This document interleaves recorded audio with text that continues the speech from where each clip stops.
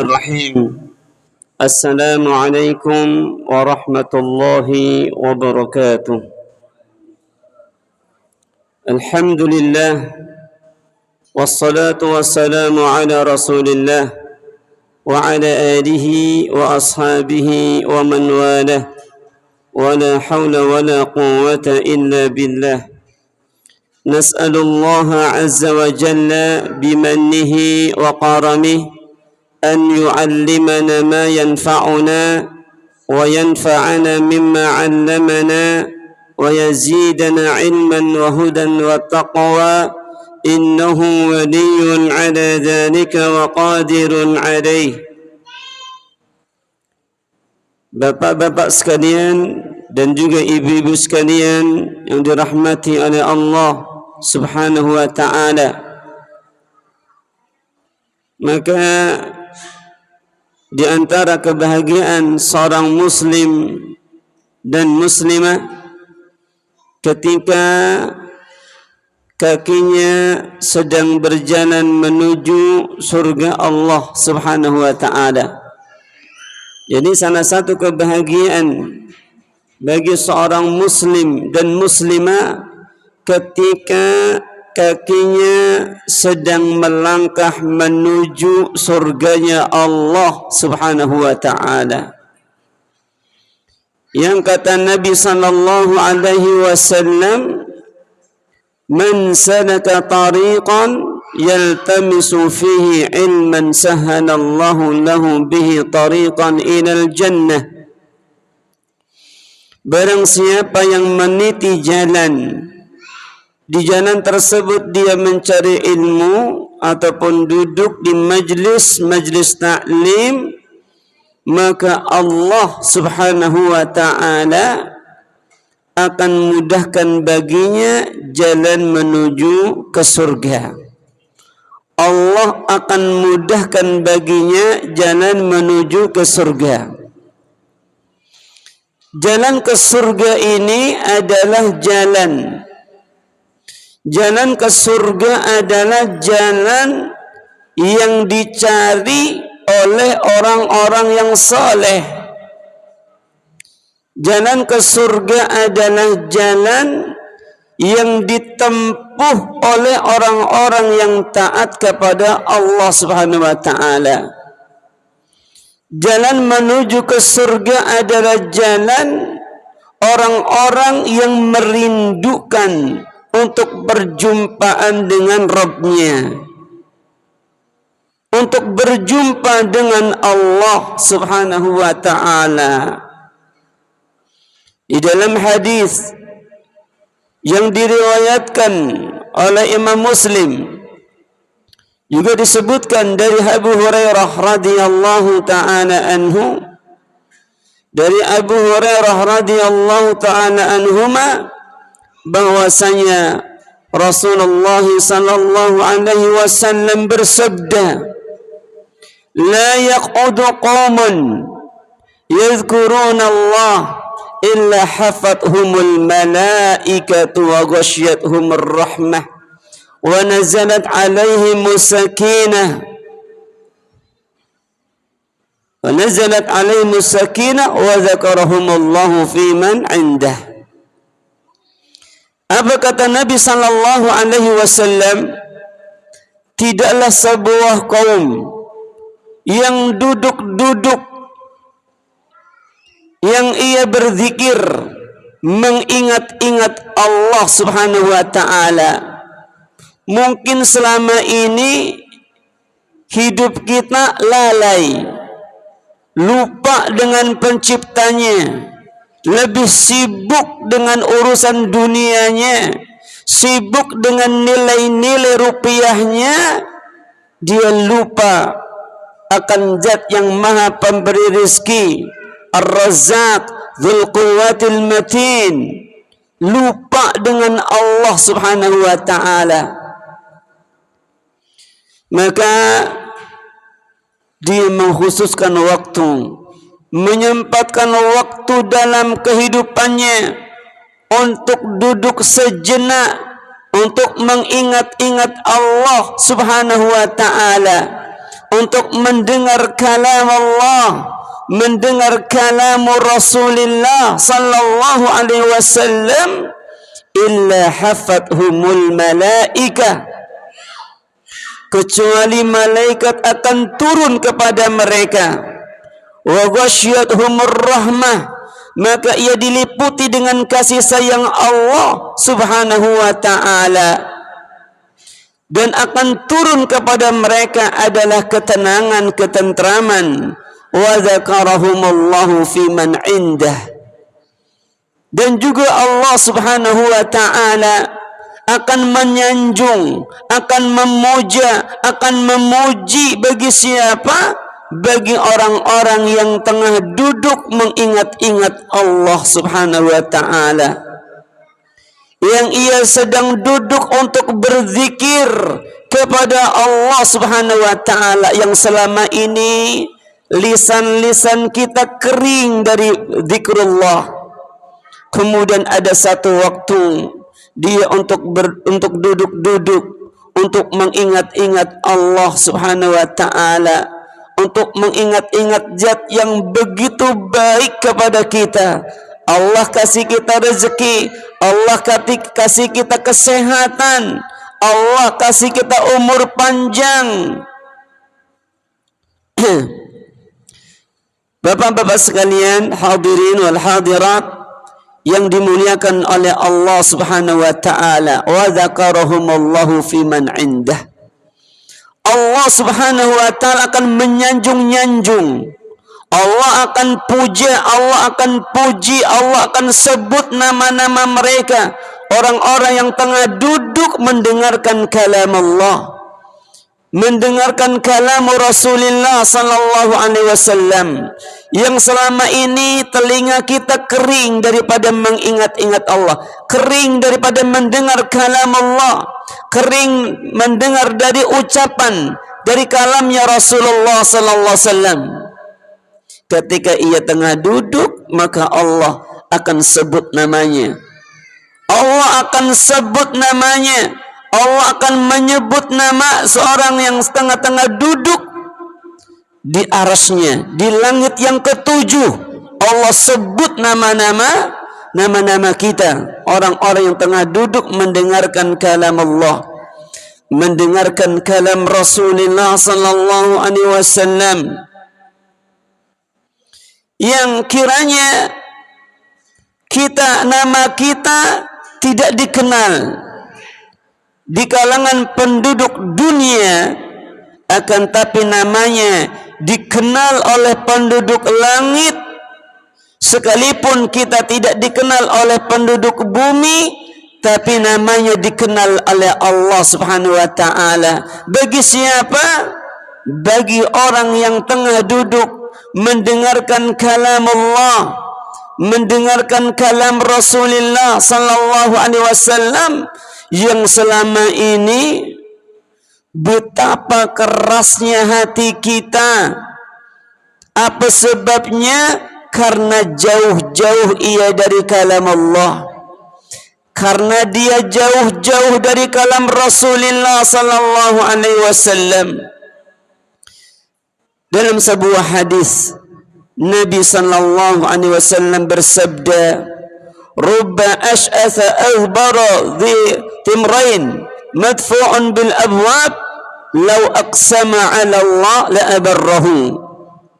Betapa banyak orang yang memiliki mengenakan pakaian yang kusut, yang tidak bagus-bagus amat pakaiannya, yang rambutnya yang tidak bersisir, acak-acakan rambutnya, yang ia hanya memiliki 2 helai pakaian, dia miskin, dia fakir.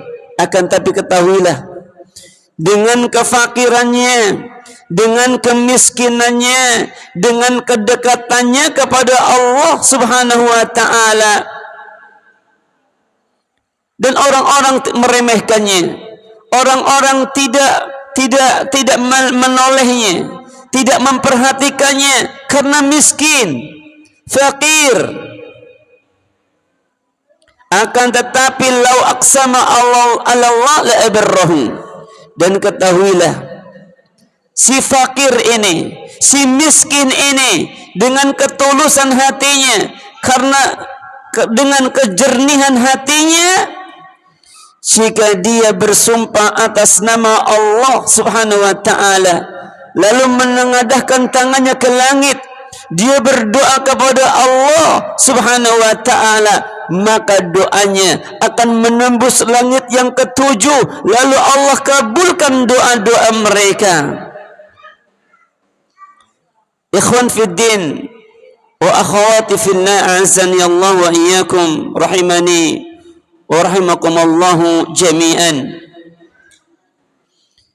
Kiranya di dunia tidak ada yang mengenalnya, akan tetapi ahlus sama, penduduk langit, mengenalnya. Sesungguhnya orang-orang yang menuntut ilmu din, menuntut ilmu agama, yang sekian lama kita jauh daripada ilmu agama, yang sekian lama kita jauh daripada mengenal kalam Allah, mendengar kalam Rasulullah sallallahu alaihi wasallam, lalu menyisihkan satu waktu untuk mencoba mendengar kalam Allah, mendengar kalam Rasulullah sallallahu alaihi wasallam, yang kita mengaku cinta Allah Subhanahu wa ta'ala, yang kita mengaku-ngaku sebagai umat Rasulullah sallallahu alaihi wasallam. Betapa malunya kita ketika kita mengaku-ngaku sebagai umat Rasulullah sallallahu alaihi wasallam, akan tetapi tidak pernah mendengar ucapan-ucapannya, tidak pernah setia untuk mendengarkan kalamnya. Apakah pantas menjadi umat Rasulullah sallallahu alaihi wasallam yang tidak begitu perhatian, yang tidak setia di dalam cintanya kepada Rasulullah sallallahu alaihi wasallam? Maka sesungguhnya orang-orang yang menuntut ilmu, duduk di majlis taklim, mengajarkan ilmu dan juga mengajarkannya, maka akan dikenal oleh seluruh alam. Seluruh alam mengenalnya. Sebagaimana Rasulullah sallallahu alaihi wasallam bersabda, "Innallaha wa malaikatahu yusalluna ala muallimin nasil khair hatta al-hitanu fil bahr wan namal fil juhar." Sesungguhnya Allah Subhanahu wa ta'ala, begitupun juga para malaikatnya, berselawat atas orang-orang yang mengajarkan kebaikan dan orang-orang yang belajar kebaikan. Hatta al-hitanu fil bahr, sampai ikan hiu yang berada di lautan. Wan namal fil juhar, sampai semut-semut yang berada di lubangnya. Mereka mendoakan kebaikan, mereka bersalawat mendoakan kebaikan bagi orang-orang yang mengajarkan ilmu dan orang-orang yang mempelajari ilmu din. Kemudian Rasulullah sallallahu alaihi wasallam pernah menyampaikan salam. Kalau kita mendapatkan salam dari orang-orang yang kita kasihi, mendapatkan salam dari orang-orang yang kita senangi, betapa berbunganya hati ini, betapa gembiranya hati ini. Dan kita sekalipun belum pernah menatap wajah Nabi Muhammad sallallahu alaihi wasallam, kita belum pernah menatap wajah Nabi Muhammad sallallahu alaihi wasallam yang begitu indah, akan tetapi Rasulullah sallallahu alaihi wasallam telah menyampaikan pesan, telah menyampaikan salam untuk umatnya. Apa kata Nabi sallallahu alaihi wasallam? Ahlan wa sahlan bi talibil ilm, ahlan wa sahlan bi talibil ilm. Selamat datang, selamat datang bagi para penuntut ilmu. Subhanallah, kita tidak pernah jumpa dengan kekasih Allah Subhanahu wa ta'ala. Kita tidak pernah menatap wajah Nabi Muhammad sallallahu alaihi wasallam. Sekalipun di dalam mimpi-mimpi kita belum pernah terbesit terlintas melihat wajah Nabi Muhammad sallallahu alaihi wasallam. Akan tetapi Nabi Muhammad sallallahu alaihi wasallam telah menyampaikan pesan, telah menyampaikan salam, ahlan wa sahlan bi talabil ilm. Selamat datang wahai para penuntut ilmu, ilmu din. Orang-orang yang tengah duduk-duduk di majlis taklim, di majlis ilmu. Karena ilmu din, ilmu agama, itulah ilmu yang akan memberikan kebahagiaan baik di dunia maupun di akhirat kelak nanti. Makanya kata Al-Imam Asy-Syafi'i rahimahullahu ta'ala, beliau mengatakan, man arada ad-dunya fa'alaihi bil ilmi. Barang siapa yang ingin meraih kebahagiaan dunia, maka raihlah dengan ilmu. Wa man arada al-akhirah, barang siapa yang menginginkan kebahagiaan kehidupan akhirat, maka raihlah dengan ilmu. Wa man aradahuma fa'alaihi bil ilmi. Dan barang siapa yang menginginkan kebahagiaan dunia dan akhirat, maka jalan satu-satunya adalah dengan ilmu agama. Dengan ilmu agama. Kaum muslimin hadirin wal hadirat yang dirahmati oleh Allah Subhanahu wa ta'ala, mungkin agak maju ke depan, maju. Rizki maju, semuanya maju, agak maju sedikit. Ini agak maju sedikit, barangkali ada yang ini. Ya, baik. Hadirin wal hadirat yang dimuliakan oleh Allah Subhanahu wa ta'ala, pada hari ini alhamdulillah kita semua bisa menyempatkan waktu untuk duduk bersama di salah satu majlis taklim, majlis taklim. Dan mungkin di antara kita ada waktu yang dia tinggalkan, mungkin ada yang nukang, kemudian ditunda nukangnya, ada yang berjualan, ada yang berdagang, kemudian ditunda untuk berdagangnya, ada yang bertani, kemudian ditunda bertaninya, karena untuk duduk di salah satu majlis daripada majlis taklim. Dia telah menyisihkan waktunya untuk Allah Subhanahu wa ta'ala. Maka seorang muslimah ketika menyisihkan waktunya dari kesibukan kita, maka itu adalah satu kebahagiaan. Alangkah bahagianya hidup jika kita peruntukkan untuk Allah Subhanahu wa ta'ala. Dan kita semua datang di majlis taklim, di majlis ilmu ini, semoga kita sama-sama mengharapkan wajah Allah Subhanahu wa ta'ala, mengharapkan bersama-sama, mengharapkan surganya Allah Subhanahu wa ta'ala. Berbahagialah kaki, berbahagialah langkah, berbahagialah kaki yang telah berjalan menuju surganya Allah Subhanahu wa ta'ala.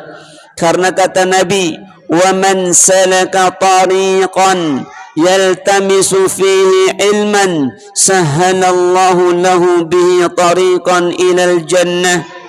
Barang siapa yang meniti jalan untuk menuntut ilmu, maka Allah akan mudahkan baginya jalan menuju ke surga.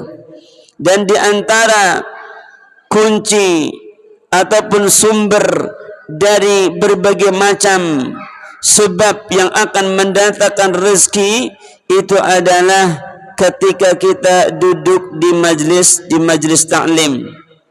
Dan yakinlah bahwasanya rezeki itu semuanya berada di tangan Allah Subhanahu wa taala. Hakikat daripada rezeki adalah semuanya apa yang ada di tangan Allah, bukan yang berada di tangan kita. Kenapa? Karena banyak orang yang berletih, capek, peras keringat, banting tulang kerja, berangkat pagi, pulang sore, pulang malam demi untuk mencari harta, akan tetapi dunia yang dia kejar juga tidak dapat mencukupi kehidupannya, juga tidak cukup membahagiakan hatinya. Banyak orang yang menghabiskan waktunya untuk mencari rezeki, tetapi dia tidak mengerti bahwasanya di antara kunci rezeki itu adalah berada di majlis taklim. Kenapa? Karena di majlis taklim turun rahmat kasih sayangnya Allah Subhanahu wa taala. Turun kasih sayang Allah Subhanahu wa taala. Banyak orang yang mengejar dunia tetapi tetap juga sulit hidupnya. Terlilit hutang yang begitu banyak, padahal dia sudah peras keringat, banting tulang, kerja pagi, pulang malam, akan tetapi belum mendapatkan kebahagiaan di dalam hatinya.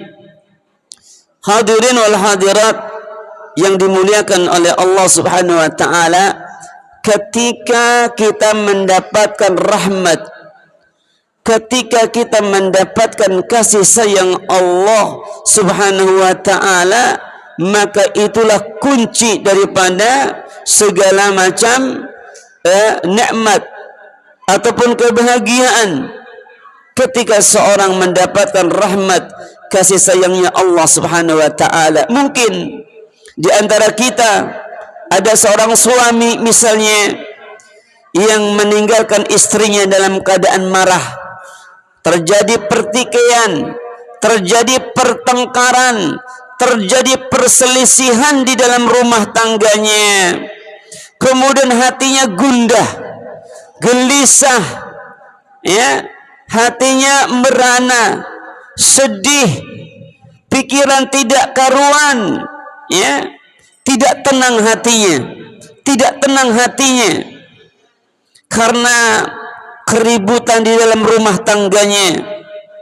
Akan tetapi ketika dia mencoba untuk datang, untuk hadir di salah satu majlis taklim, belajar Al-Quran, belajar mendengarkan kalam Allah, mempelajari ilmu agama, mendengarkan kalam Allah, mendengarkan kalam Rasulullah sallallahu alaihi wasallam, daripada dia datang ke tempat-tempat maksiat, di tempat-tempat yang menjauhkan dirinya dari Allah Subhanahu wa taala. Ada sebagian orang ketika ada keributan, kegundahan, yang dia datangi adalah tempat-tempat maksiat.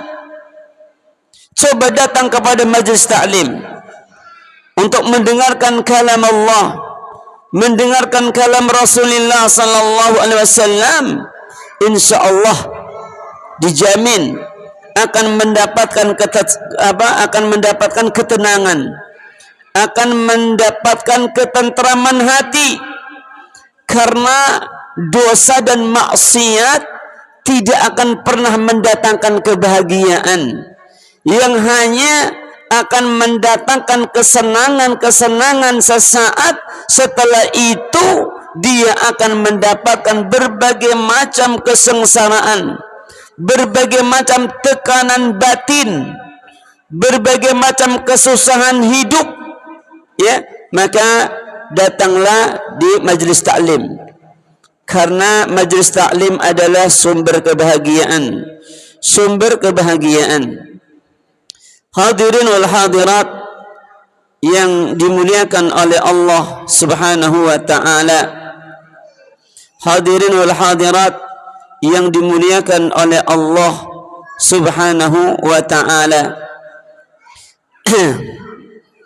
Maka hendaklah kita meminta petunjuk, memohon hidayah kepada Allah Subhanahu wa ta'ala, agar kita senantiasa dituntun oleh Allah ke gerbang hidayah yang akan menghantarkannya ke surganya Allah. Minimal 17 kali kita berdoa kepada Allah Subhanahu wa ta'ala, ihdinas siratal mustaqim siratal ladzina an'amta 'alaihim ghairil maghdubi 'alaihim waladdallin. Ihdinas siratal mustaqim, ya Allah, tunjukkanlah kami kepada jalan yang lurus. Siratal ladzina an'amta 'alaihim, itu jalannya orang-orang yang Engkau anugerahkan nikmat kepada mereka, dan bukan jalannya orang-orang yang dibenci. Kita meminta kepada Allah Subhanahu wa ta'ala, kita membacanya setiap rakaat dalam penghambaan diri kita kepada Allah Subhanahu wa ta'ala. Itu menunjukkan apa? Begitu pentingnya hidayah. Allah kasih petunjuk ke dalam hati kita, maka ini adalah sesuatu yang berharga di dalam kehidupan.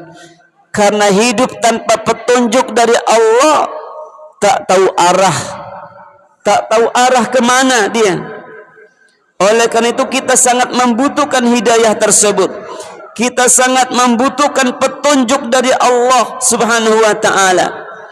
Karena hidayah yang Allah berikan kepada kita ini adalah salah satu nikmat yang sangat besar, nikmat yang sangat agung. Karena hidayah adalah sentuhan kelembutan Allah kepada kita untuk mengantarkan kepada pantai kebahagiaan. Hidayah itu merupakan hadiah berharga yang Allah berikan kepada kita. Mungkin sebelumnya ia bergelimang dengan dosa dan maksiatnya. Tidak ada satu dosa dan maksiat kecuali pernah ia lakukan. Akan tetapi subhanallah, ketika Allah Subhanahu wa ta'ala menyapa dia dengan hidayah, maka ini adalah nikmat yang sangat besar, nikmat yang sangat agung. Dan memang manusia sebenarnya fitrahnya adalah kembali kepada al-haq, kebenaran, kembali kepada hidayah, kembali untuk mendengarkan kalam Allah, kembali untuk mendengarkan kalam Rasulullah SAW, kembali untuk meninggalkan dosa dan maksiatnya. Sebagaimana ada sebuah kisah, ada sebuah kisah dari kalangan seorang Bani Israel. Ada kisah seorang dari Bani Israel yang telah banyak membunuh orang, sampai 99 orang dia bunuh. Bayangkan, kalau membunuh satu jiwa saja, maka itu adalah sudah dosa besar. Termasuk apa? Termasuk dosa besar. Membunuh satu jiwa saja itu merupakan dosa besar. Bagaimana ketika ketika dia membunuh berapa? Membunuh 99 orang. Tiba-tiba rasa kerinduan itu, kerinduan kepada kebenaran, menghentakkan ubun-ubunnya. Ada sesuatu yang hilang dalam kehidupannya karena betapa bejatnya dirinya dengan dosa dan maksiat yang telah ia lakukan. Ia tercambuk dengan dosa dan maksiatnya, hampir dia berputus asa. Lalu dia pergi. Ia bertanya kepada orang-orang tentang siapa orang yang bisa mencari jalan keluar baginya, yang mencari jalan keluar baginya tentang permasalahan yang ia hadapi, Kemudian orang-orang menunjuki jalan bagi permasalahannya tersebut. Akhirnya ditunjukkan kepadanya, di sana ada ahli ibadah di sana. Kemudian disarankan untuk bertanya di sana, untuk bertanya kepada ahli ibadah tersebut. Lalu ia bertanya tentang dosa dan maksiat yang ia lakukan selama ini. Apakah kiranya masih terbuka baginya pintu taubat dan hidayah? Apakah baginya masih mendapatkan ampunan Allah? Maka ahli ibadah itu menjawab, tidak. Kenapa? Karena melihat betapa bejatnya, betapa kotornya, betapa besarnya dosa yang ia lakukan. Akhirnya sang pemuda dari Bani Israel tersebut semakin membuat dirinya marah. Maka dibunuh pula. Maka genaplah 100 jiwa yang telah ia bunuh. Bahkan yang terakhir bukan sembarang orang yang ia bunuh, tapi yang dibunuh adalah ahli ibadah. 100 orang telah ia habiskan nyawanya. Sekalipun dosa telah ia lakukan kembali dari 99 dosa, ataupun telah menghabiskan 99 nyawa, kemudian dosa tersebut terulang kembali.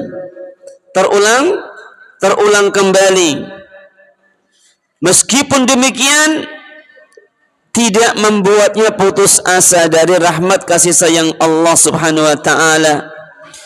Lalu dia mencari kedua kalinya, siapa kiranya yang dapat bisa menyelesaikan permasalahan hidup saya ini. Akhirnya datanglah kepada ahli ilmu yang benar-benar berilmu, ditunjukkanlah kepadanya seorang yang berilmu. Kemudian ia berkata, ia datang kepada orang yang berilmu, dia mengatakan, wahai tuan guru, wahai orang saleh, wahai alim, ini hamba datang, seorang yang telah membunuh 100 orang. Yang terakhir bukan sembarang orang yang aku telah membunuhnya, tapi ahli ibadah yang di mata Allah Subhanahu wa taala jauh lebih baik ketimbang apa? Ketimbang 99 orang yang telah ia bunuh sebelumnya. Apakah pintu taubat itu masih terbuka bagiku? Apakah pintu taubat itu masih terbuka bagiku? Maka sang alim ini mengatakan, tuan guru ini mengatakan, siapa yang dapat menghalangi antaramu dengan taubat? Kemudian sang pemuda ini, ia angkat kepalanya, seakan-akan dia tidak percaya dengan jawaban tersebut. Maka berbinar di wajahnya, menetes air matanya karena bahagia yang tidak tertanggungkan. Lalu ia peluk sang alim tersebut, dia peluk tuan guru tersebut, karena dia telah mendapatkan gerbang pintu hidayah untuk kembali kepada Allah Subhanahu wa taala setelah sekian lama bertumpuk-tumpuk dengan dosa dan maksiatnya. Selesai sudah pengembaraannya, saatnya ia menghirup hari-hari bahagia. Tidak akan ia ulangi kembali tindakan-tindakan yang telah melelahkan jiwanya, yang menyengsarakan hatinya karena dosa dan maksiat kepada Allah Subhanahu wa taala. Akan tetapi berangkatlah, kata sang alim berpesan kepada seorang yang telah membunuh 100 jiwa ini, berangkatlah engkau ke negeri yang jauh ke sana. agar kamu berjumpa dengan teman-teman orang-orang saleh yang tinggal di sana. Jangan kembali lagi ke tempat asalmu yang kamu di dalamnya banyak melakukan dosa dan maksiat. Itu menunjukkan bahwasanya teman itu memberikan pengaruh besar di dalam kehidupan kita, yang akan menentukan kesalihan kita. Bersama siapa kita bergaul, disitulah kita. Maka pentinglah memilih teman. Pentingnya memilih teman. Kemudian ia pun berangkat. Ia berangkat bersamaan dengan langkah kakinya, meninggalkan kampung halamannya. Bersamaan itu pula ia telah berazam dalam lubuk hatinya untuk hijrah, untuk meninggalkan semua amal buruk menuju amal baik. Kebanyakan orang menemukan hidayah tatkala hatinya sedang tunduk. Terkadang seorang mendapatkan hidayah, mendapatkan panggilan Allah Subhanahu wa ta'ala tatkala hatinya sudah remuk, tatkala hatinya sudah hancur, tatkala dia menderita dengan berbagai macam musibah, berbagai macam bencana. Maka Allah Subhanahu wa ta'ala ambil hatinya dengan cara memberikan cobaan-cobaan tersebut, dengan cara memberikan derita-derita tersebut. Kadangkala Allah Subhanahu wa ta'ala berikan hidayah kepada seseorang tatkala Allah menimpakan kepadanya penyakit yang menyebabkan ia terbaring lemas berbilang hari bahkan bulan di atas kasur putih. Setelah puluhan tahun ia melawan Allah Subhanahu wa ta'ala, setelah puluhan tahun dengan maksiat bermodalkan kesehatan, ia sangka kesehatan itu akan kekal abadi untuk selamanya. Ingat, ada masanya nanti. Ada masanya nanti Allah akan uji dia. Ada masanya Allah akan lumpuhkan badannya. Ia pikir kesehatan selama ini akan sepanjang masa Allah akan berikan kepadanya. Ya, sekarang sehat, Masya Allah, berpakaian rapi. Ingat, ada saat-saatnya Allah akan uji. Kalau sampai saat ini belum juga kembali kepada Allah Subhanahu wa ta'ala. Kadangkala Allah Subhanahu wa ta'ala harus menundukkan kesombongan seorang itu. Terkadang Allah cabut kekayaannya. Allah Subhanahu wa ta'ala dengan mencabut kekayaannya, yang ia merasa mobil, rumah, tanah semuanya itu miliknya, membuat dia sombong. Maka kesadaran itu muncul setelah api besar membakar, membumi, hanguskan segala kekayaannya. Ada saat-saatnya. Ada saat-saatnya. Dunia nggak ada yang kekal, semuanya fana. Kullu man 'alaiha fan. Dunia itu semuanya fana. Tidak ada yang kekal, tidak ada yang kekal. Kadangkala Allah Subhanahu wa ta'ala memberikan hidayah kepada seseorang ketika sudah masuk sel, ketika sudah masuk penjara. Betapa deritanya berada di sel. Kemudian dia bertobat kepada Allah Subhanahu wa ta'ala. Terkadang seorang Allah berikan hidayah kepada seorang setelah terjerat pasal, baru dia ingat Allah Subhanahu wa ta'ala, yang selama ini lupa dengan Allah Subhanahu wa ta'ala. Ada masa-masanya nanti, ada saat-saatnya nanti. Allah Subhanahu wa ta'ala ingin mengambil hati kita, untuk menarik hati kita agar kembali kepada Allah Subhanahu wa ta'ala. Allah uji, nih ujian nih, biar kamu ingat. Selama ini kamu lupa sih sama Allah. Nih kami uji dengan penyakit stroke, biar ingat, biar ya Allah ya Allah. Nih kasih penyakit kronis, biar ingat ya Allah ya Allah. Ada masa-masanya nanti. Pasti ada masa-masanya Allah Subhanahu wa taala Allah akan tegur demikian. Ada masa-masanya. Bisa disaksikan, bisa dibuktikan nanti. Bisa ada saat-saatnya Allah Subhanahu wa taala akan datangkan cobaan, ujian, derita itu agar kita kembali. Ya, sekarang sehat. Masya Allah. Sekarang sehat-sehat, kuat-kuat. Ada masa-masanya nanti Allah Subhanahu wa taala akan lemahkan dia. Allah Subhanahu wa taala tidak akan perdayakan dia. Ada masa-masanya nanti. Apa faedahnya? Apa hikmahnya? Agar kita ingat Allah Subhanahu wa ta'ala. Hadirin wal hadirat yang dimuliakan oleh Allah Subhanahu wa ta'ala. Kajian kita pada hari ini yakni untuk mengingat, untuk mengenali diri kita, ya, untuk mengenali diri kita agar kita kembali kepada Allah Subhanahu wa ta'ala. Agar kita kembali kepada Allah Subhanahu wa ta'ala. Dalam sebuah hadis disebutkan, ya, dalam sebuah hadis disebutkan oleh Nabi sallallahu alaihi wasallam akan datang, ya, penduduk surga yang hati mereka itu selembut hati burung. Jadi hatinya lembut, hatinya halus, hatinya halus. Karena dengan bermodalkan hati inilah seorang bisa masuk surga. Karena kata Allah Subhanahu wa ta'ala, yauma la yanfa'u malun wala banun illa man atallaha biqalbin salim. Ada satu hari nanti tidak bermanfaat sama sekali.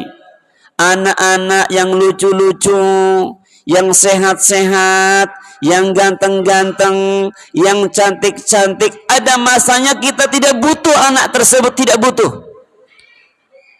Yauma la yanfa'u malun wala banun, ada saat-saatnya kita tidak butuh tuh harta, enggak butuh mobil, enggak butuh rumah, enggak butuh semuanya, enggak butuh. Ada masa-masanya nanti, pasti. Yauma la yanfa'u malun wala banun illa man atallaha biqalbin salim, kecuali dia hanya membutuhkan ketika hendak berjumpa dengan Allah Subhanahu wa ta'ala biqalbin salim, dengan membawa hati yang selamat, dengan membawa hati yang bersih, dengan membawa hati yang kembali kepada Allah Subhanahu wa ta'ala, dengan membawa hati yang tunduk kepada Allah Subhanahu wa ta'ala, dengan membawa hati yang lurus, dengan membawa hati yang hanif.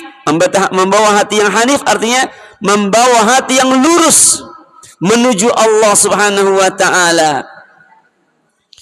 Apa yang dimaksud dengan hanif, hati yang lurus itu, ya?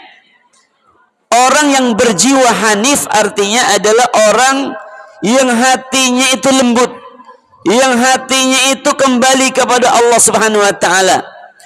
Orang yang berjiwa hanif itu adalah orang yang ketika diingatkan maka ia teringat, ketika dinasehati maka ia tersentuh dan terenyuh hatinya. Itu namanya hati yang lembut, hati yang halus, hati yang hanif. Karena kata Allah Subhanahu wa ta'ala, fadzakir fa inna dzikra tanfa'ul mu'minin. Berikanlah nasihat, karena sesungguhnya nasihat akan memberikan manfaat bagi kaum muslimin. Nasihat memberikan manfaat bagi kaum mukminin. Maka orang yang hanif, orang yang hatinya lurus adalah orang yang memiliki hati yang salim, hati yang bisa menjadi modal untuknya masuk surga. Allah Subhanahu wa ta'ala berfirman, yauma la yanfa'u malun wala banun illa man atallaha biqalbin salim. Ada suatu hari nanti tidak bermanfaat lagi anak-anak, tidak bermanfaat lagi harta benda kecuali bagi orang-orang yang berjumpa dengan Allah Subhanahu wa taala membawa hati yang selamat, membawa hati yang bersih. Hati yang bersih dari dengki, hati yang bersih daripada hasad, hati yang bersih daripada iri hati. Karena susah hidupnya orang yang dengki, orang yang iri hati di dalam masalah urusan dunia, susah hidupnya. Kenapa susah hidupnya? Karena melihat orang senang, dia kepanasan. Ada tetangganya beli rumah, tetangganya bangun rumah, dia kena penyakit stroke dia. Ya, dia demam. Itu orang yang dengki, menyiksa diri, rusak hatinya. Makanya hati yang bersih, hati yang selamat adalah hati yang condong kepada tauhid, yang ia kembali kepada Allah Subhanahu wa taala. Hati yang bersih adalah hati yang cinta kepada kehidupan akhirat dan benci terhadap kehidupan dunia. Hati yang bersih dari syahwat yang menghalangi dirinya dari larangan Allah Subhanahu wa taala. Hadirin wal hadirat yang dimuliakan oleh Allah Subhanahu wa taala. Hadirin wal hadirat yang dimuliakan oleh Allah Subhanahu wa taala.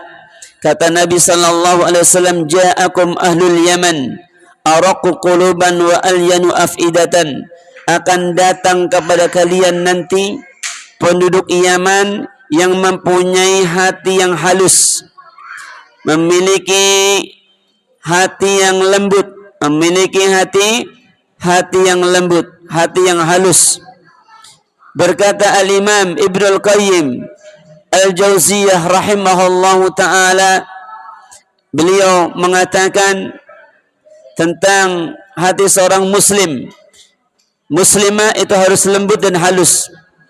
Kenapa? Karena dengan kelembutan hati itu akan timbul rasa kasih sayang.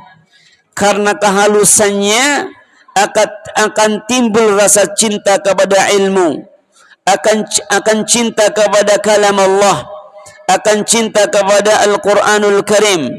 Dan hati seorang muslim dan muslimah harus lembut agar mudah hatinya tersentuh dengan nasihat-nasihat, agar mudah hatinya tersentuh dengan kalam Allah, dengan Al-Quranul Karim, tersentuh dengan kalam Rasulullah sallallahu alaihi wasallam.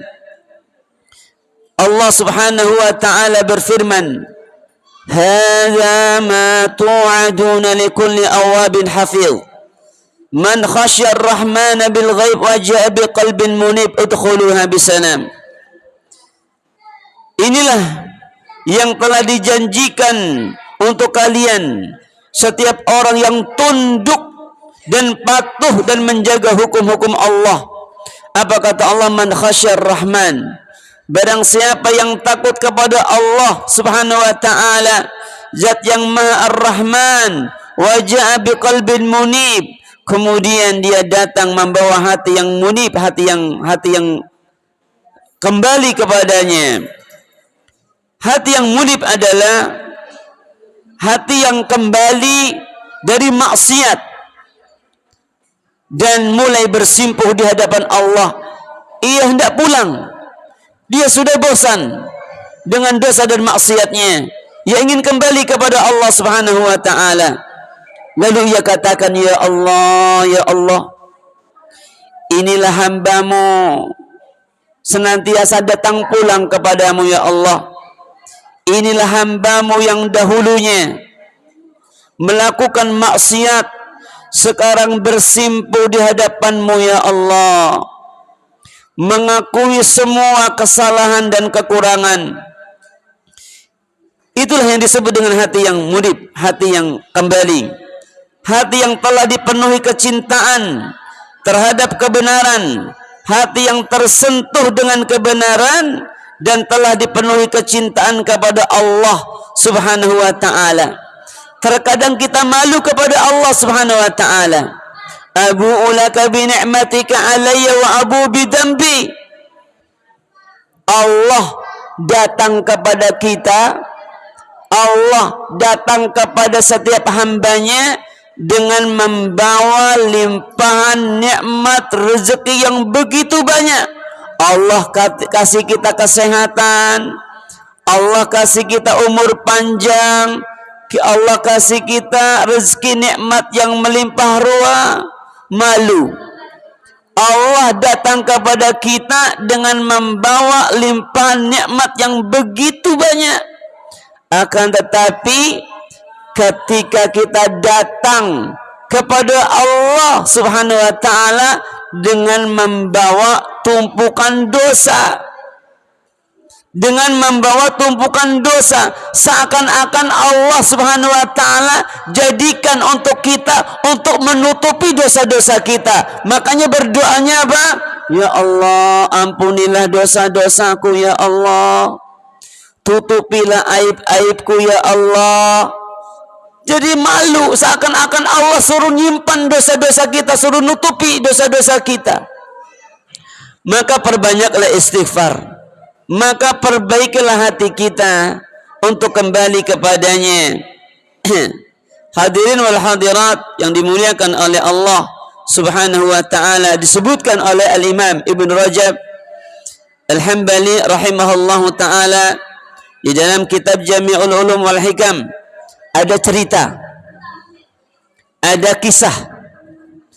kisah seorang murid daripada Dhunnun al-Misri. Dia tengah berjalan. Ketika dia berjalan di tengah jalan, dia mengatakan, ahin aina qalbi ma wajada qalbi.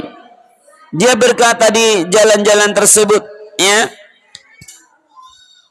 aku mencari hatiku, aku sedang mencari hatiku. Di manakah hatiku? Siapa yang mendapati hatiku? Siapa yang menemukan hatiku? Di mana hatiku?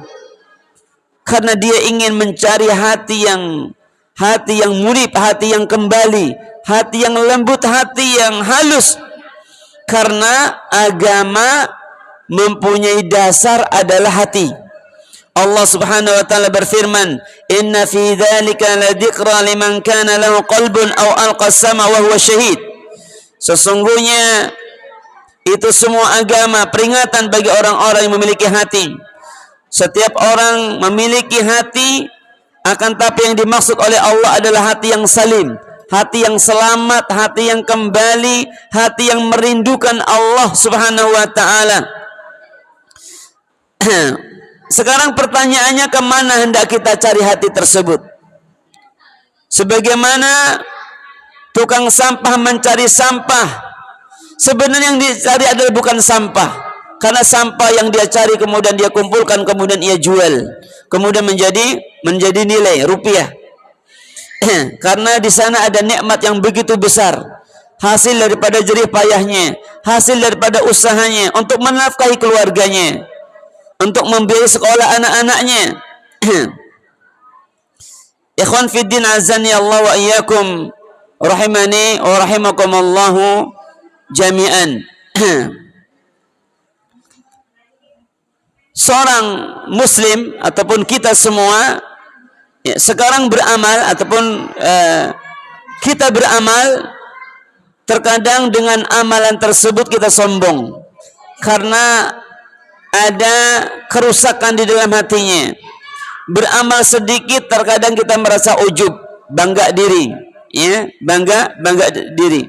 Sedikit ya beramal dia merasa berjasa besar.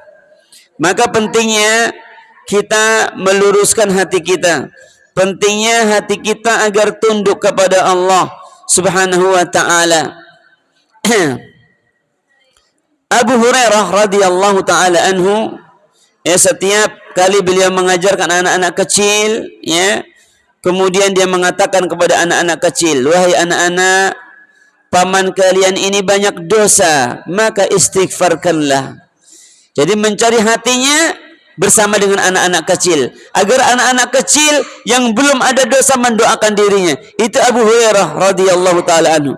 Itu sahabat Nabi sallallahu alaihi wasallam merasa dirinya berdosa. Akan tetapi kalau kita banyak dosa tapi merasa tidak berdosa. Banyak berdosa akan tapi merasa tidak berdosa. Akhirnya tadi murid daripada Dhunnun tadi yang kita ceritakan, dia mencari hatinya, kemudian ketika di tepi jalan, di tengah jalan, ya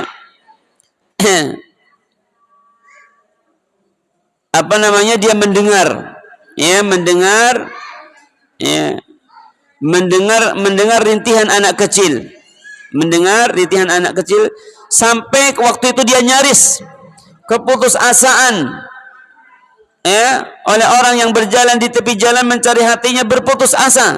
Kemudian sampailah dia masuk ke sebuah gang, kemudian dia duduk sebuah tempat, di sebuah tempat duduk di tepi jalan tersebut, kemudian dia tafakur, dia berlinang air mata karena mengingat akan dosa-dosanya. Dia bermuhasabah, akankah Allah memberi taubat kepadanya setelah maksiat yang sejauh ini begitu banyak? Akankah Allah Subhanahu wa ta'ala memberikan pengampunan kepadanya? Dan dia sadar bahwa saja dirinya adalah hamba Allah Subhanahu wa ta'ala. Sepanjang masanya dia melawan Allah Subhanahu wa ta'ala. Dengan apa? Dengan maksiat, dengan pembangkangannya kepada Allah Subhanahu wa ta'ala. Nyaris dia berputus asa karena begitu banyaknya dosa dan maksiat yang ia lakukan. Akan tetapi tiba-tiba terdengar kegaduhan di dalam sebuah rumah. Adanya pertengkaran, suara teriak-teriak keras, sang ibu sedang memarahi anaknya. Kemudian dia terkagetkan, terbangun daripada ketika dia sedang merenung. Kemudian di sebuah pemikirannya tadi terbangun, ada apa ini? Ada suara teriak-teriak seorang ibu memarahi anaknya. Seorang ibu memarahi anak yang masih kecil, yang masih kecil. Kemudian tiba-tiba pintu belakang rumah dibuka oleh ibunya tersebut. Dibuka pintu rumahnya, belakang pintu rumahnya. Kemudian anaknya diusir oleh sang ibu. Kemudian pintunya dihempaskan dengan suara yang nyaring, berbunyi keras. Kemudian dikatakan oleh sang ibu kepada anaknya, "Wahai anakku, pergi kamu ke sana. Pergilah engkau wahai anak durhaka." Dibilang anak durhaka oleh orang tuanya, diusir. "Pergi kamu wahai anak durhaka. Pergilah kamu dari rumahku wahai anak durhaka. Jangan tempati lagi, jangan kembali lagi ke rumah ibumu. Jangan panggil lagi ibumu, ini adalah ibumu, nak. Pergi kamu ke sana, kamu anak durhaka." Diusir anak tersebut yang masih kecil. Kemudian dihempaskan pintu, Kemudian dia katakan, "Engkau adalah anak pembangkang. Engkau adalah anak pendurjana. Engkau adalah anak pelaku maksiat." Kemudian anak tersebut karena diusir sama orang tuanya, sama ibunya yang masih kecil belia, kemudian anak tersebut menangis. Kemudian dia pergi karena telah diusir oleh ibunya. Akhirnya anak ini coba pergi ke tepi-tepi jalan. Dia sendirian, berlinang air mata. Memang ada kesalahan, ada maksiat di dalamnya, akan tetapi itu di luar kendalinya. Lalu diusir oleh ibunya, tidak diakui lagi kalau dia itu adalah anaknya. Akhirnya dia pergi ke tepi-tepi gang, Kemudian anak tersebut bingung hendak kemana dia pergi, kemana dia akan menetap, kemana dia akan menginap malam. Maka dia balik lagi ke rumahnya, tidak jadi pergi, berbalik arah lagi untuk kembali ke rumahnya. Kemudian sang anak ini menempelkan pipinya di pintu rumahnya.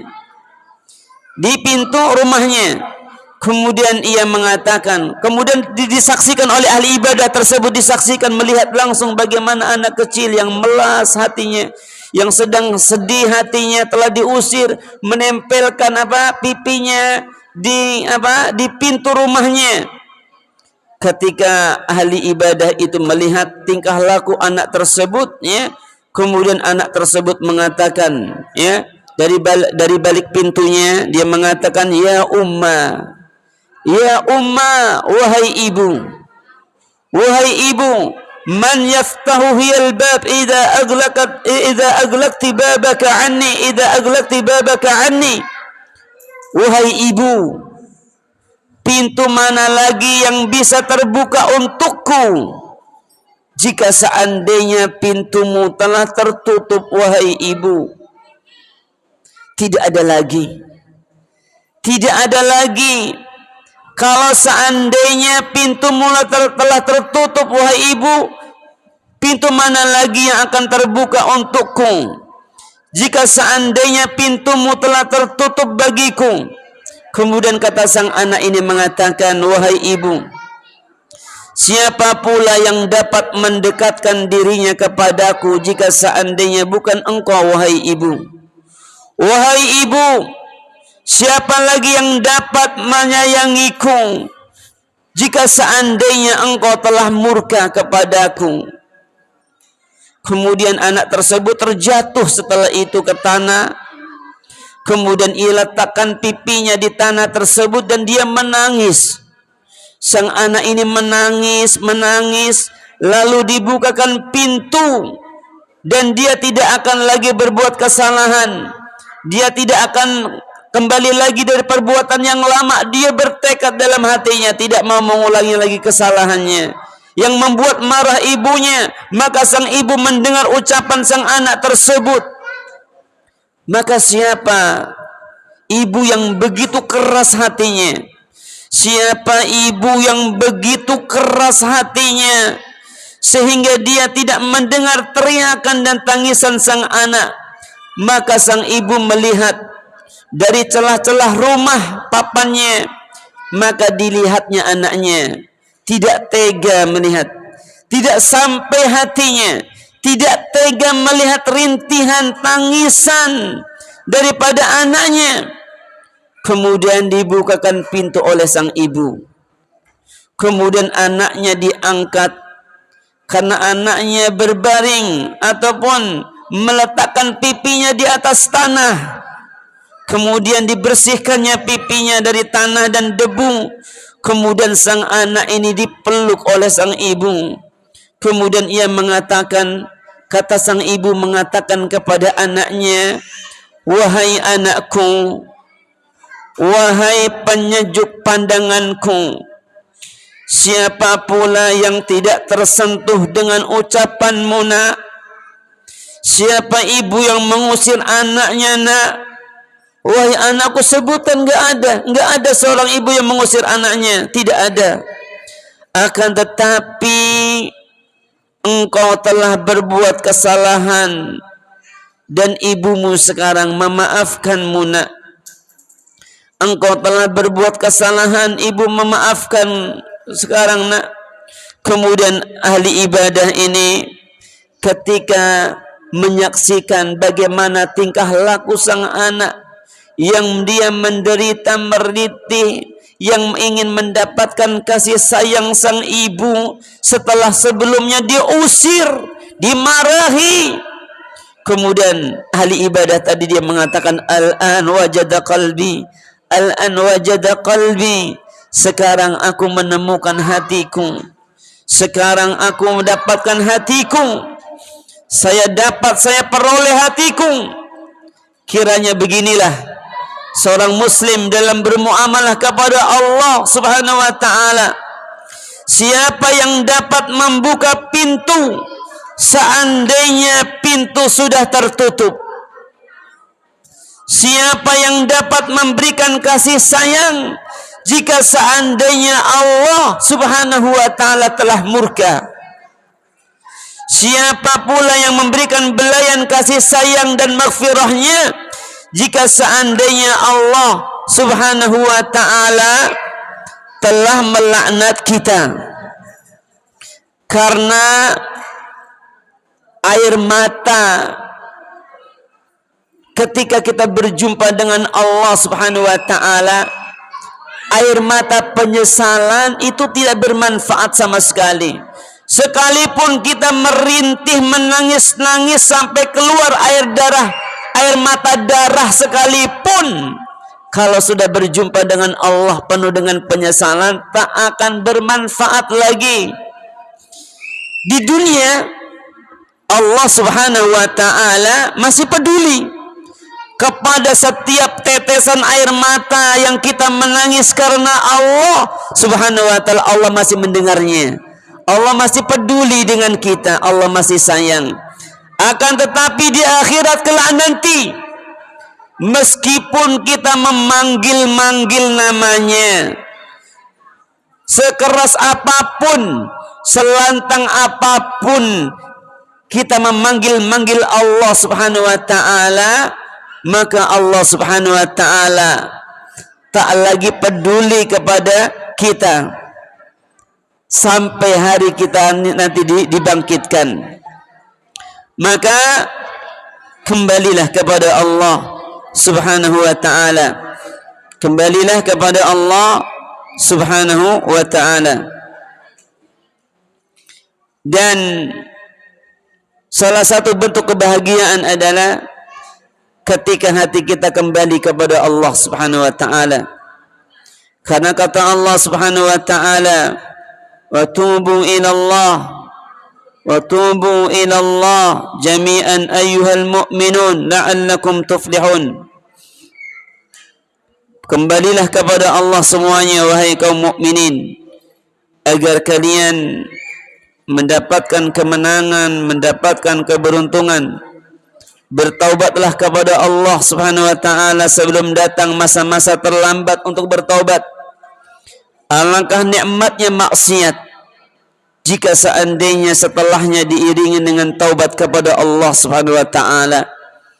Kalla innal insana la yatgha ar-ra'ahu istaghna inna ila rabbika ar-ruj'a. Sekali-kali tidak.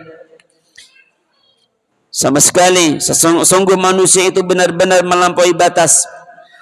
Apabila merasa dirinya merasa cukup, ketika ia berada di puncak-puncak kesombongannya, tiba-tiba ia kembali kepada Allah. Sungguh hanya kepada Tuhanmu lah kembalimu.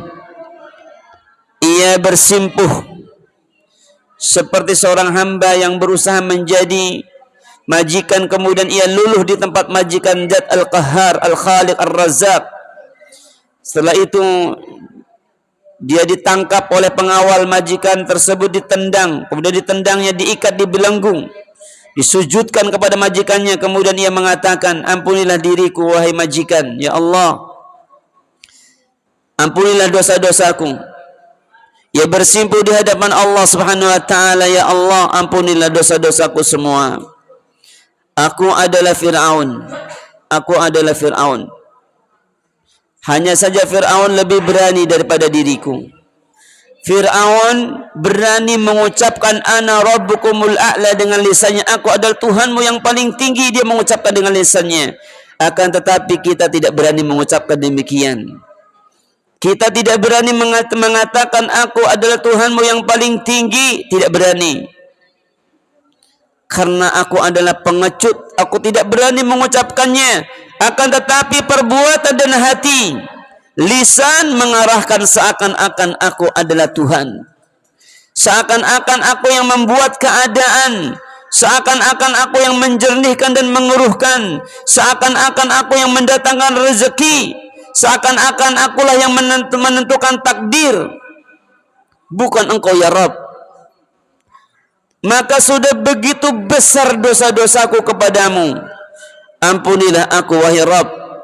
Ini aku hambamu, hamba yang bersimpuh, yang tidak ada daya dan upaya kecuali engkau yang menentukan. Wala haula wala quwata illa billah. Jika seandainya kita telah bertaubat kepada Allah Subhanahu wa ta'ala, apapun dosa kita, maksiat yang begitu banyak yang telah kita lakukan, pastikan ketika kita meminta ampun kepada Allah, pastikan Allah itu adalah zat yang maha pengampun. Itu pastikan. Nabigi ibadi anni an ghafurir rahim. Kabarkanlah kepadaku, kabarkanlah wahai Muhammad kepada hamba-hambaku, sesungguhnya aku adalah zat yang maha pengampun, zat yang maha penyayang. Kabarkan kepada mereka. Karena kata Allah Subhanahu wa taala dalam hadis qudsi mengatakan, ya ibna Adam, innaka ma da'awtani wa rajautani ghafartu laka ma kana minka wala ubali. Wahai anak Adam, selagi engkau berdoa kepadaku, berharap kepadaku, meminta ampun kepadaku, ghafartu laka, maka aku tidak peduli dengan apa yang kau miliki, aku akan ampuni dosa-dosamu. Sekalipun engkau memiliki dosa maksiat kepada Allah Subhanahu wa taala, selagi engkau berdoa, bersimpuh di hadapannya, Allah akan ampuni dosa-dosanya. Ya ibna Adam, law balagat dhunubuka anana as-sama. Wahai anak Adam, sekiranya dosamu sampai setinggi langit, kemudian kamu memohon ampun kepadaku, ghafartu laka wala ubali, maka aku akan ampuni dosa-dosamu sepenuh langit itu pula, wala ubali, aku tidak peduli. Pastikan kalau kita ingin istighfar, bertaubat, memohon ampun kepada Allah, apapun dosa-dosa kita, apapun kesalahan-kesalahan kita, pastikan Allah zat yang maha penyayang, Allah Subhanahu wa ta'ala zat yang maha pengampun. Ya ibna Adam, wahai anak Adam, innaka law ataitani bi qurabil ardi khataya. Wahai anak Adam, jika seandainya engkau datang kepadaku dengan membawa dosa sepenuh bumi, thumma laqitani, kemudian kamu datang kepadaku, la tusyrik bi syai'an, kamu tidak berbuat syirik sedikit pun, la ataituka bi qurabiha maghfirah, aku akan datang kepadamu dengan membawa ampunan sepenuh bumi itu pula. Subhanallah. Inilah Maha Rahman, Maha Rahim, Maha kasih sayangnya Allah Subhanahu wa ta'ala. Belum terlambat, masih ada waktu. Akan tetapi kalau nafas sudah sampai di kerongkongan, maka pintu tobat sudah tertutup. Selama nafas belum sampai di kerongkongan, ya, Allah Subhanahu wa ta'ala masih membuka lebar, membuka seluas-luasnya pintu ampunannya, pintu maghfirahnya, pintu taubatnya. Ibadi man taqarraba minni shibran taqarrabtu minhu dhira'an. Siapa di antara kalian hendak mendekatkan dirinya kepadaku satu jengkal, maka aku akan mendekatkan diriku kepadanya satu depa.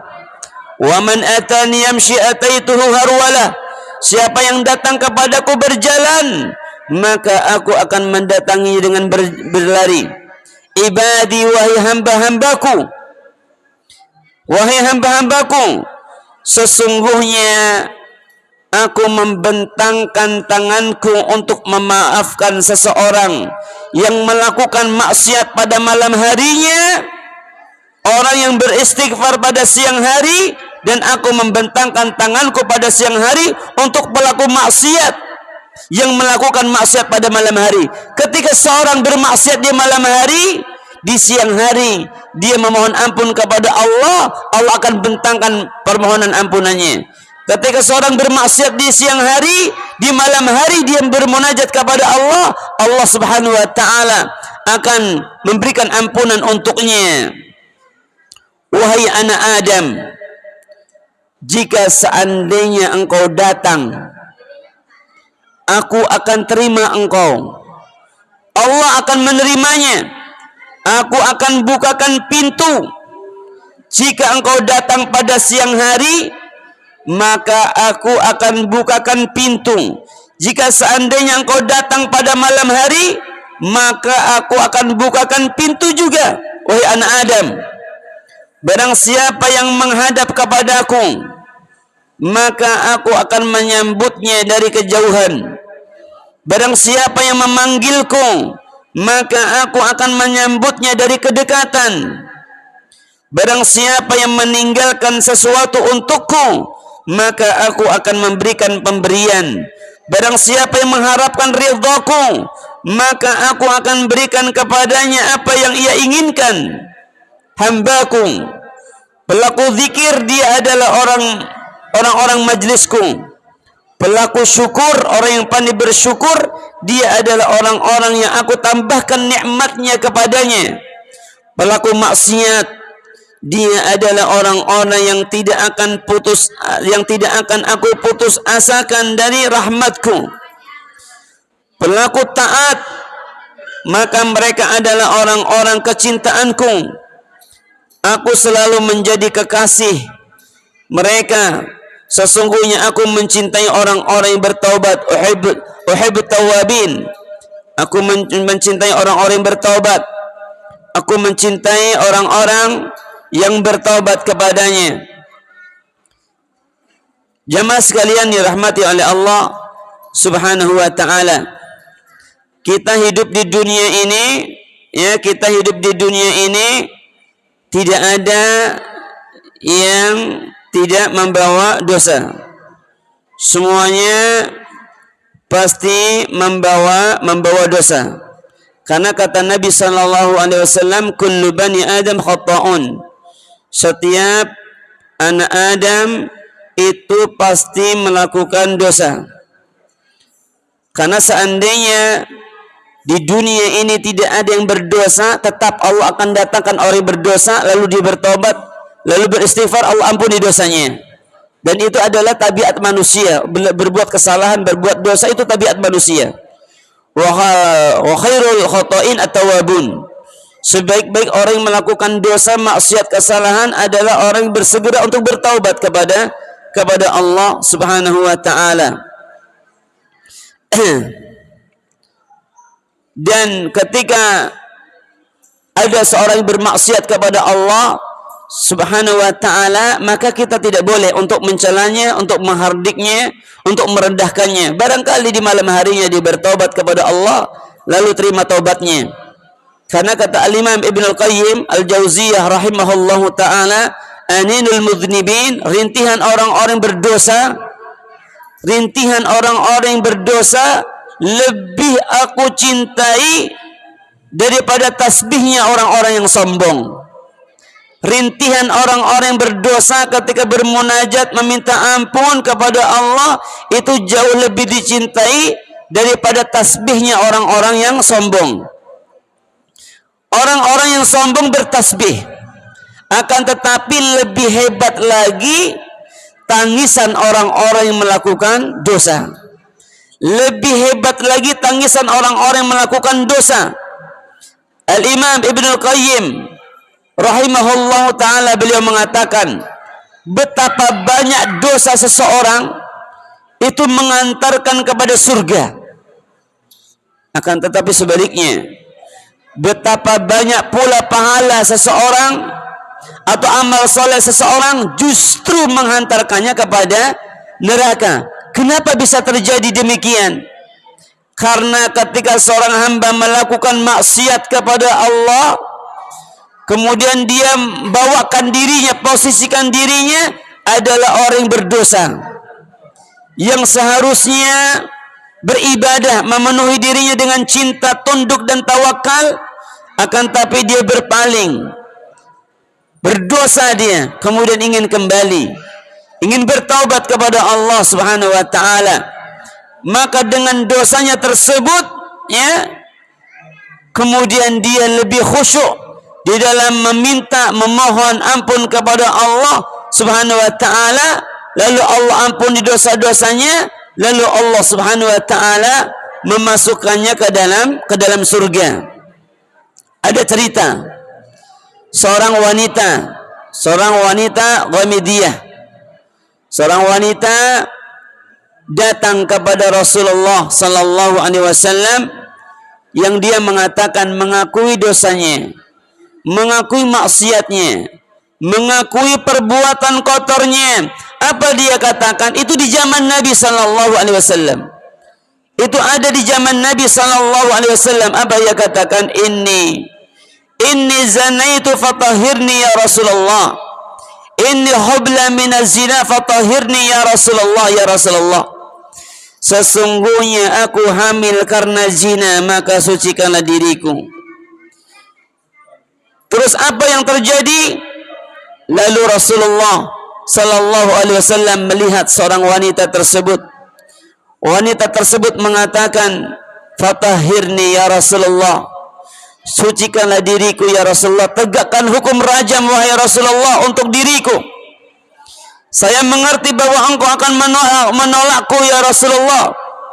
Apa kata Rasulullah sallallahu alaihi wasallam? Tidak. Aku tidak akan tegakkan sampai engkau melahirkan. Akhirnya menunggu sampai 9 bulan. Sampai dia melahirkan. Dia seorang wanita ini ya hancur hatinya karena perbuatan kotornya, karena perbuatan maksiatnya, perbuatan kejinya. Akan tetapi dia terus ingin bertaubat kepada Allah. Setelah 9 bulan kemudian lahir, datang lagi kepada Rasulullah sallallahu alaihi wasallam. Kemudian ia bawa bayinya, bayi hasil zinanya, dia datang kepada Rasulullah, ini bayi ya Rasulullah.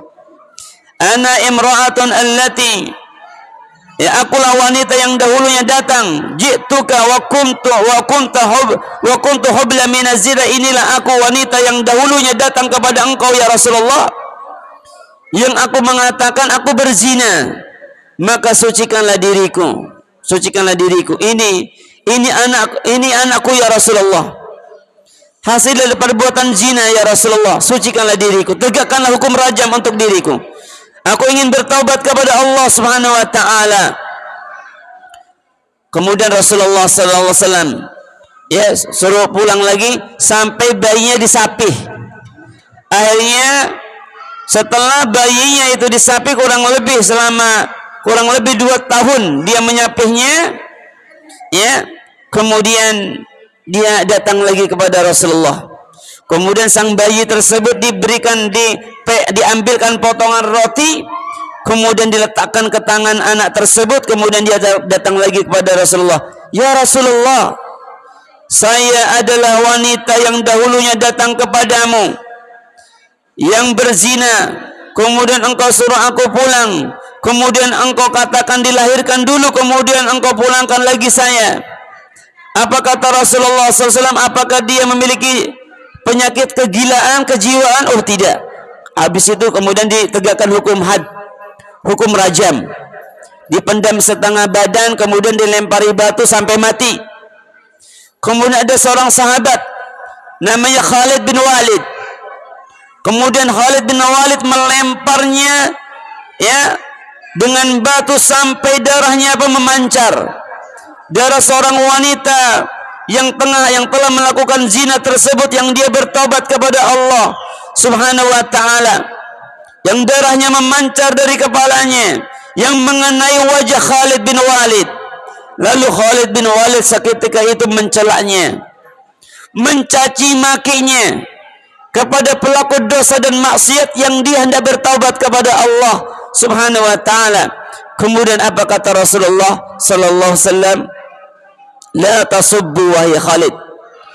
Wahai Khalid, jangan kau cela orang yang berdosa, yang dia hatinya hendak kembali kepada Allah. Jangan kau cela wahai Khalid.